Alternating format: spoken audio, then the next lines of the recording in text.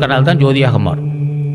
இப்போ நம்மளிடம் காமக்கடல், காமக்கடல், காமத்தி, கோபத்தி, பசித்தி, மூன்று தேர்வது முத்தின்னு சொல்லுவோம். அந்த காமத்தி, பசித்தி, கோபத்தியை மாற்றி மூலத்தீயாக மாற்ற வேண்டும். மூலாக்கினி, மூலத்தீ அல்லது மூலாக்கினி, மூலாக்கினியே ஜோதியாக மாறும். மூலாக்கினி எப்போது தோன்றும்? தேகத்தில் தேக கசடுகள் நீங்க வேண்டும். தேக கசடுகள் எப்படி நீங்கும்? புண்ணியம் செய்ததால் நீங்கும். புண்ணியம் செய்த மக்களுக்கு தான் தேக கசடு நீங்கும். புண்ணியம் செய்த மக்கள் தான் தேக கசட்டை அறிந்து கொள்ள வேண்டும், அறிந்து கொள்ள முடியும்.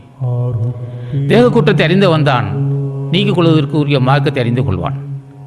தேக குற்றத்தை அறியாதவர்கள் நிச்சயமாக கடவுள் அது நீக்க முடியாது.